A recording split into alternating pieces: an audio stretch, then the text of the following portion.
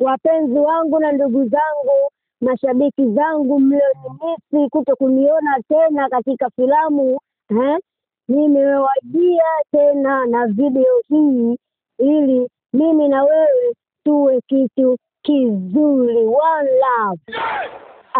Mimi na wewe tuwe karibu, tusiwe mbalimbali.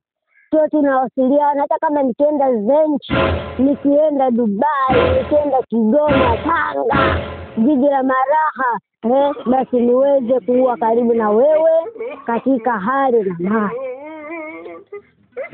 Ndugu zangu na mashabiki zangu, ninao marafiki wengine niwatambulishe kwako, wanaitwa walokole. Walokole ni yule mtu ambaye amekata shauri, ameokoka, amemfuata Bwana Yesu Kristo. Nilipokuwa nakwenda kanisani pamoja na wao, tulikuwa pamoja, urafiki hivi, mimi na wao tunapendana. Kwa hiyo ninayo habari njema kwa ajili ya walokole.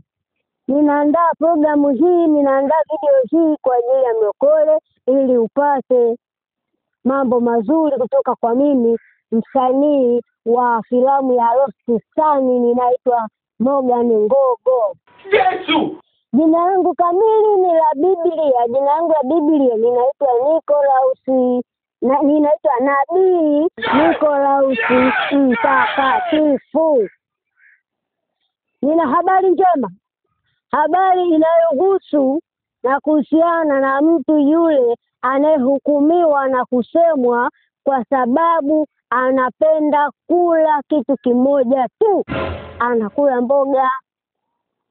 Mlokole wewe, kuanzia sasa utakapomuona mtu huyo anakula mboga peke yake, amekaa na samaki wa kuchoma peke yake, anakula tu, ni mlo wake wa mchana, ni mlo wake wa usiku.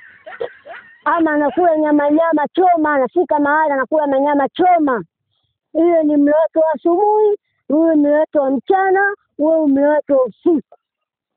Mtu huyo amekuwa mashakani kwa sababu anasakamwa na kusemwa sana, anakuwa na hofu, anatetemeka. Wewe umekula pilipili? Hapana. Wewe kula wananisema, wengine wananisakana, wewe umekula nyama, wewe umekula nyama na mfupa? Hapana. Nini ulimi? Hapana. Sasa ndugu yangu mlokole, kitabu cha Warumi sura ya 14 aya ya 1